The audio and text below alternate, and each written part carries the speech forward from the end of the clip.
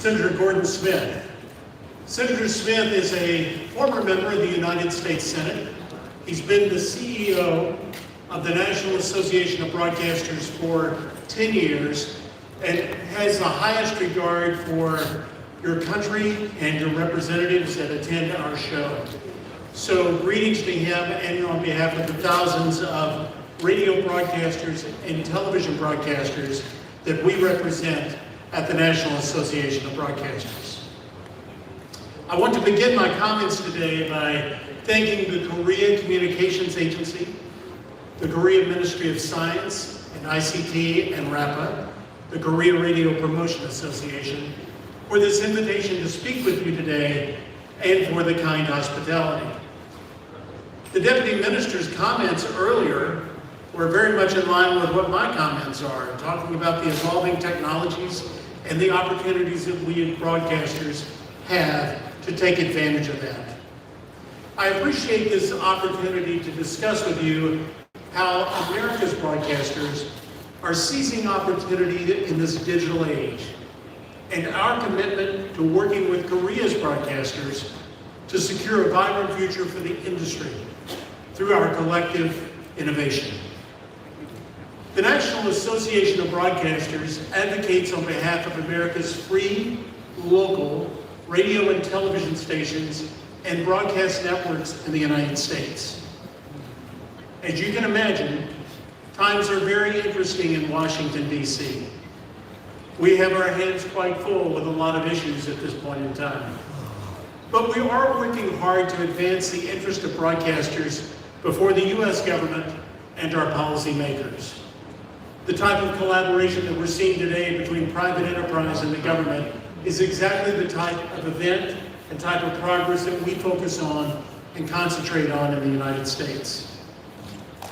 Even though NAB is focused on broadcasting activities in the United States, we recognize the real importance of supporting and advancing the interest of broadcasters around the world. I'm a broadcaster. I have been a broadcaster since I was 14 years old.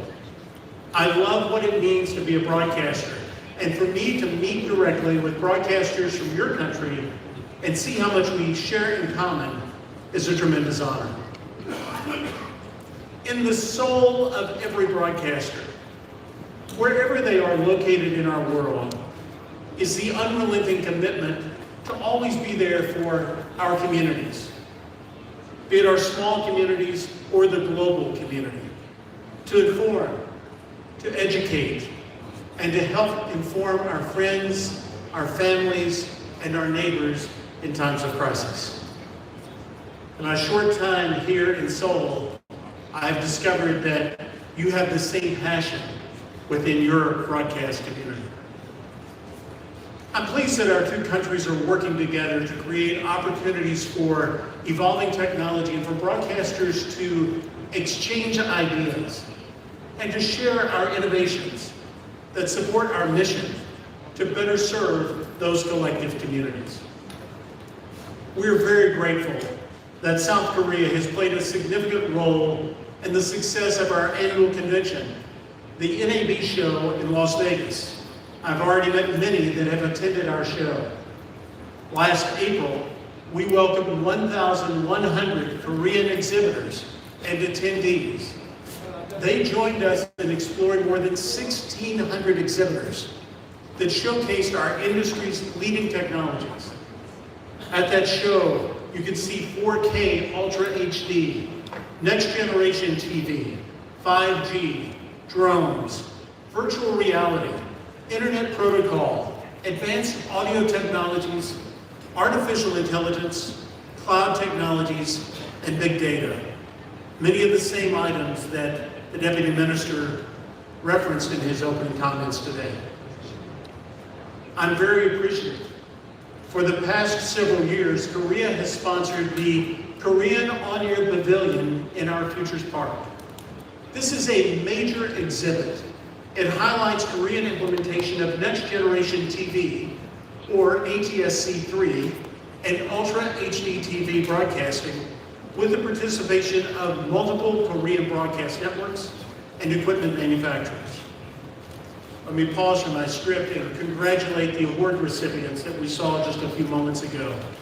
They are the living example of the type of great, exciting content and technology that we're encouraging worldwide to share. And congratulations to those of you that were winners. We appreciate the engagement and the presence of two of our great partners, Samsung and LG Electronics, at our show. We also value our fruitful partnership with ETRI, the Electronics and Telecommunications Research Institute. ETRI has had numerous exhibits at NAB show over the years. We have always highlighted their latest technologies and media services, which is cutting-edge work. In fact, ETRI won the NAB Technology Innovation Award in both 2009 and 2015 for broadcast transmission innovations that were demonstrated at NAB show. And very recently, one of the authors of the NAB Best Paper Award at the 2019 show was from ETRI. That is a great record of innovation, collaboration, and recognition. We've also collaborated with ETRI on important technical evolutions of ATSC3 at our test site in Cleveland, Ohio. NAB is very grateful for all that ETRI has done to move broadcast technology forward and to share those technologies with the United States and the rest of the world. Our partnerships have allowed our members and our convention attendees to experience in person technological marvels that they otherwise could not have seen. I had an opportunity to see some of your technological innovations before we joined the room today. It's marvelous and it's exciting. And when you multiply that times 1,600 exhibitors in Las Vegas, you're all invited to join us in April of this year. We would like to acknowledge the other high-quality work of other South Korean broadcasters, like KBS, SBS, and MBC. And please point out that we value their boundless spirit of innovation. In the United States, innovative products from companies like Samsung and LG are important platforms for broadcasters in our country to deliver their highly valued content, their local news, their emergency information, their sports, their entertainment programming to our communities every day. We enjoy long-standing relationships with the Korea Broadcasters Association, the Korean Broadcasting Engineers and Technicians Association, the Korean Communications Commission, and the organizers of the KOBA show. We've also enjoyed working with RAPA on the Global UHD Conference since it began more than 2 years ago. We look forward to the continued strengthening of these affiliations. The partnership of our nations and our telecommunications industries is very much appreciated. We believe and feel the appreciation from our South Korea brothers and sisters, but you need to know how much is it appreciated from those of us in the United States. It's seen as an important element to the growth of broadcasting in both of our countries and to the digital and entertainment worldwide scale. As television broadcasters in the United States, we are now preparing to deploy next generation TV. We all know ATSC3. We look to your nation in admiration as a leader in the rollout of this technology. And we know that other regions in the world are watching as well. They're watching our country's deployment. They're watching with great interest the technology that we are deploying as they consider their possible future use of this system as well. We remember the excitement vividly surrounding your country's adoption of the next-gen TV standard in 2016 and the regular 4K broadcast the following year leading up to the 2018 Winter Olympics in Pyeongchang. It featured the world's first 4K Ultra HD TV broadcast coverage. It is no surprise that the Republic of Korea is a leader in the rollout of next generation television. In addition to introducing groundbreaking technology in conventional broadcasting, you've also been one of the world's leaders in mobile TV and a trailblazer for high-speed internet and wireless strategies. Free-to-the-air terrestrial radio is also flourishing here. For America's radio and television broadcasters, investing in innovation is critical to our future and our mission to serve our local communities. Our innovations are expanding, and we're improving with the delivery of broadcast content to local communities. New technologies are fueling broadcasters' abilities to serve viewers and listeners wherever, however, and whenever consumers choose. We all know that social media is having a tremendous impact on the broadcast technology. We have to go where consumers want our content to be, and we're embracing that, but it is a change and opportunity that is already present. A recent Pew Research report in the United States shows that already 1 out of every 5 adults get their news via social media. 1 out of every 5 depend on social media for their news. And digital sources are currently second only to television news as the most prominent news platform. Younger adults are especially likely to tune to the internet for their news and entertainment. Now, the good news is, at the same time, our research shows that viewers still continue to turn to broadcast radio and television above all other media during emergency situations. I would imagine you would find a very similar result in your country. In addition to radio and television station broadcast, Americans also get the information they need from stations' websites, their digital apps, and their station social media pages. Our world is, at the same time, both more connected than ever before, and at the same time, more untethered than we've ever seen. People can access virtually anything from virtually anywhere, and there are millions of sources of information. I arrived in your country at 4:30 last evening. This morning, I was able to connect with my hometown station in rural Kentucky to learn the local news. It is amazing technology, and your country is at the forefront of enabling that technology for us to better serve our viewers and our listeners. Because of this, the role of broadcasters in the United States has become even more critical. In the United States, we present the public with facts and information they can trust. We provide information about local issues that matter to them and matter to their families. And we keep our communities safe and informed during times of emergency. We are broadcasters. We do what broadcasters in every country in this world do. We serve our communities. Throughout the media and entertainment marketplace, we see the incredible power of the convergence between broadcasting and broadband. And this is opening doors to extend their reach and better serve their communities, a theme of your conference. We share those same opportunities and the same excitement for those opportunities. American broadcasters are eager to deploy next-gen television, the world's first broadcast standard that seamlessly combines the advantages of both broadcast and broadband. Through next-gen television, broadcasters are able to deliver the benefits of 4K ultra-high-definition video quality, theater-like sound, interactive applications, and mobile reception. U.S. broadcasters are excited about this technology. It will enable us to deliver a more interactive and immersive experience for watching sports and other programming. And your pioneering work has led the way for our country to serve our viewers and listeners with this great product. Next-Gen TV, as you well know, also connects viewers to a lifeline. It's a lifeline that can warn them of an impending storm, alert them to other emergencies, and target them with public warnings that are both interactive and mobile.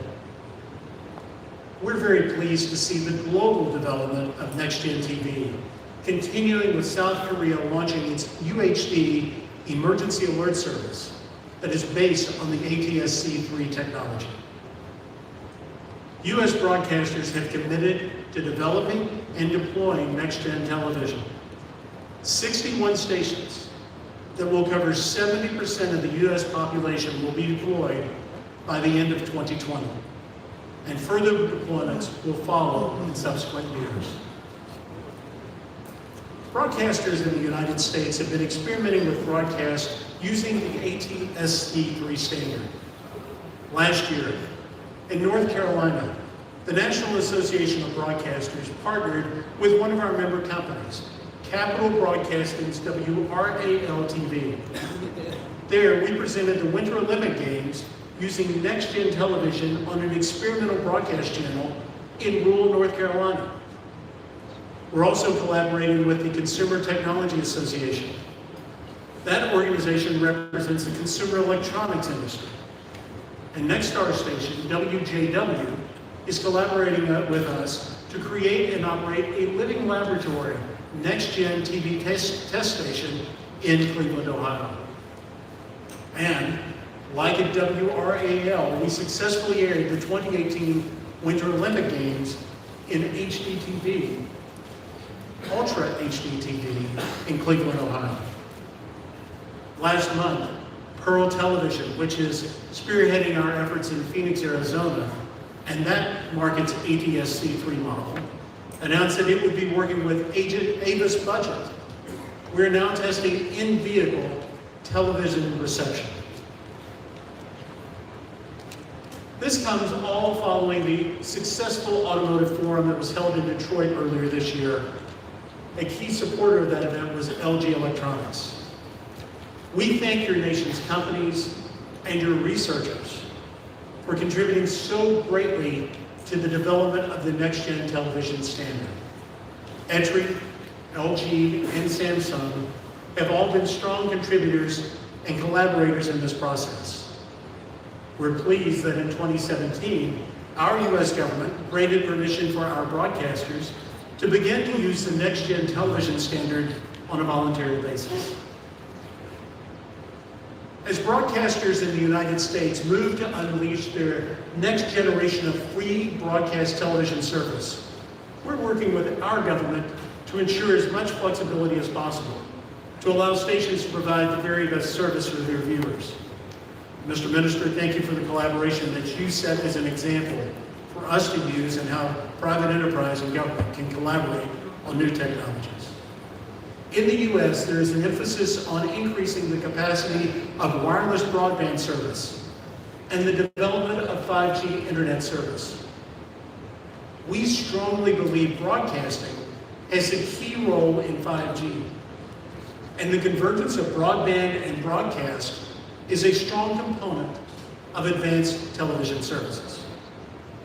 That's why next-gen television is based on an internet protocol backbone. This system supports seamless blending of internet and traditional television content. You know that, we are sharing that message with the world, that it becomes the standard that we can all adopt and thrive in the future. Because of the flexibility of next-generation television, broadcasters can continue to evolve over time, continually providing better services to viewers. The flexibility of next-gen television cannot be overstated. It can be specifically tailored to the preferences of different regions' broadcasters, while maintaining the economies of scale that are achieved by a global marketplace. We realize next-gen television is a global phenomenon, and again, we commend you for your leadership in the adoption of the ATSC-3 standard. We value our continued working relationship to mutually promote and test next-gen TV. At last year's NAB show, NAB, the Advanced Warning and Response Network Alliance, and RAPA pledged to work collaboratively as next-gen TV development using the ATSC-3 standard, with a particular emphasis on emergency alerting efforts is being deployed. And we were happy to host a presentation of the latest results of this work, of your work in Korea, just 3 weeks ago at our show in New York City.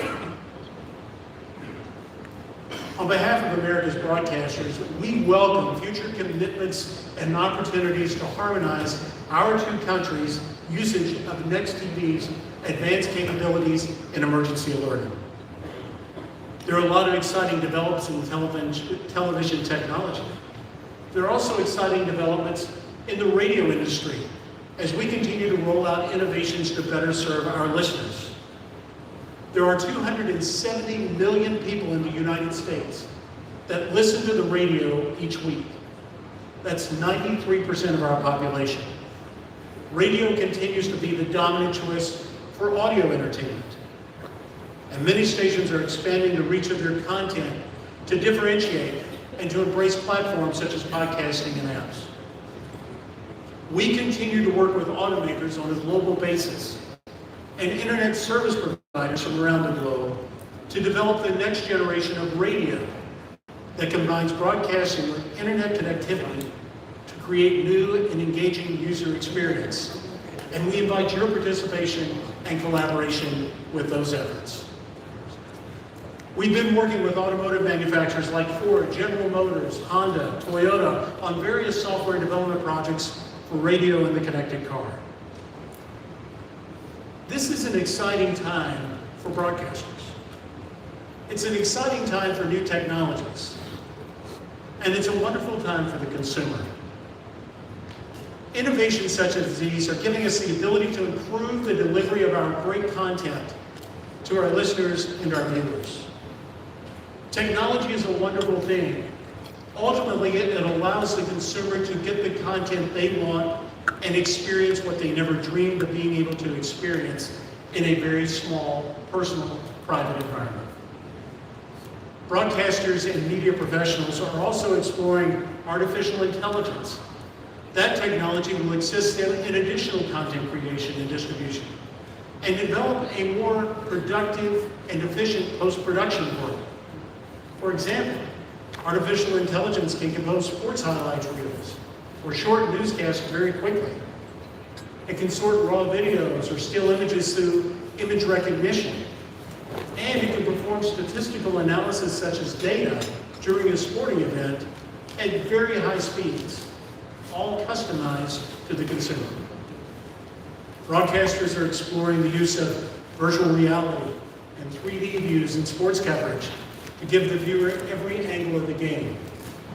You're aware of this. Major broadcasters around the world, including the BBC, Fox, and Telemundo, streamed the 2018 FIFA World Cup matches. They did this in VR, and they did it for free. And NBC streamed more than 50 hours of VR Olympic content last year. As consumers find new ways to access broadcast content, our task as broadcasters is to keep up with the innovations that improve their viewing and their listening experiences. Collectively, between our two countries, we're rising to that challenge. The development of ATSC3 and the integration of emerging platforms is causing great excitement in the broadcast world. I want to thank you again for the invitation to speak with you today. I am proud to be a broadcaster.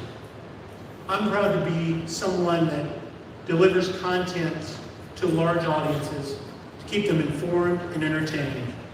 And I'm very proud to be a part of an industry that is embracing outstanding technologies, exciting technologies, technologies that enable consumers to enjoy our content in ways they could have only dreamt of years ago. I'm very appreciative of the dialogue we have with your country.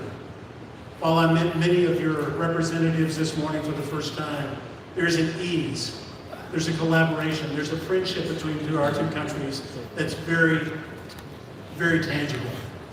It's very real, and we appreciate that. I would like to invite each of you, as I said earlier, to join us at any opportunity in the United States. We have our show in April that is in Las Vegas. We have a show in New York that occurs in October, and we're in Washington, D.C., and you're always invited to join us and visit with your friends at the National Association of Broadcasters. It has been my honor It has been my pleasure to represent the American broadcast industry today at such a wonderful event. I'm impressed, I'm appreciative, and I look forward to continuing to learn from your great technology while I'm here. Thank you very much.